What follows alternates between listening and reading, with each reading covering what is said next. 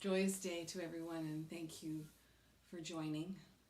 We're going to hearken back to first century Palestine and envision ourselves as people in a synagogue listening to the local prophet speak about new things, new beginnings, healing and kindness, challenging the status quo.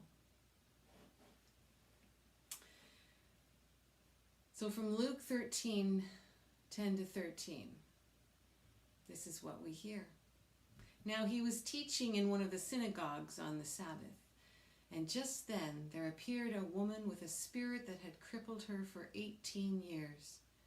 She was bent over and was quite unable to stand up straight. When Jesus saw her, he called her over and said, "Woman, woman, you are set free from your ailment." When he laid his hands on her, immediately she stood up straight and began praising God. For nearly 2 decades, her reality has been only the ground directly in front of her feet. Her back is bent and her head casts downward. Dirt and stone and whatever comes across her narrow path are what her eyes see. She has had to make significant adjustments in order to survive. Her sensitivity to the world around her is acute. We do not know if she has been like this from birth, from injury, from toil, from disease, or from a barrage of shame and ridicule. Certainly she has been rejected by many and perceived as unclean because of her condition. Perhaps someone has taken care of her. Still, something within her has retained some dignity. And we watch as she quietly slips into the synagogue. She knows who's there, and although she does not overtly pursue him, she enters the woman's side of the synagogue and watches. He recognizes and feels her right away. His acceptance, tranquility, and wholeness emanate from him, and those in his presence cannot help but feel it. She felt it and is drawn in. But she makes no move toward him.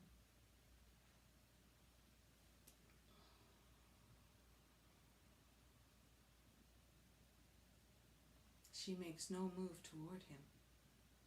He finds her. He finds her.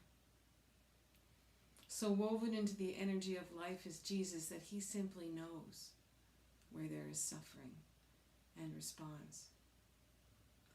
Imagine having that blessing. Imagine also being so bent over from a condition that you have not only endured pain and disability from, but also been outcast and left to fend primarily on your own.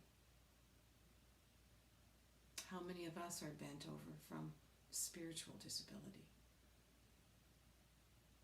How many of us see only the world through a tunnel without realizing the wonder, the possibility, the potential in us and in the world? How sad many of us have become because the world has not been kind and we have not yet recovered. In our common duality, we often perceive the world as either one way or another. In this place, we struggle to see the wholeness of life. This perception creates separation. Life does not resonate from our sacred self. We become bent over by the heaviness of our own hearts. This pain becomes so much a part of us that we do not realize that it has consumed us. Still, a spark exists beneath shadow and cloud, and there is always sun.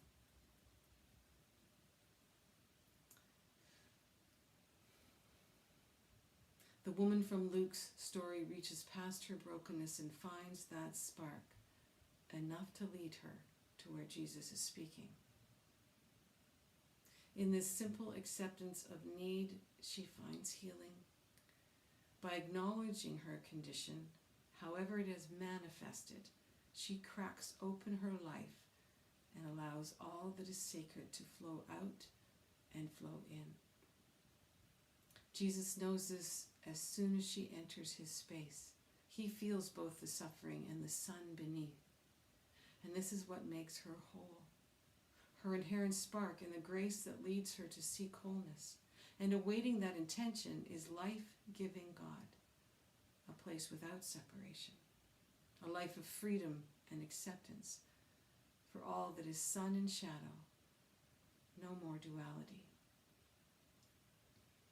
This is what Jesus speaks to us. This is what Jesus speaks to. Our hunger for wholeness.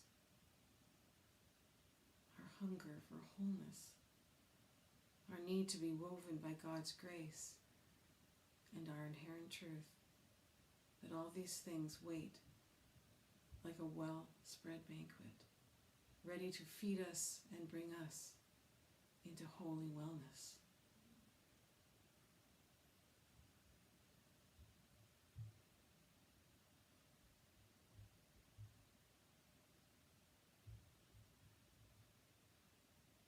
Let us together, with all that is our world, and with the one that holds all, bring to this place in our hearts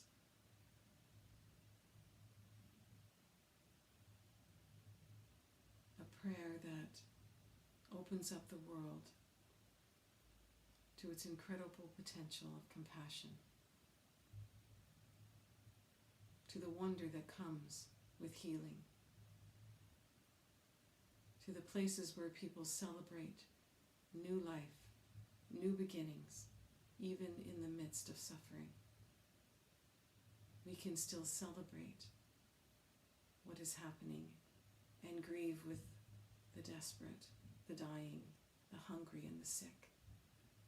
We hold all. God holds all.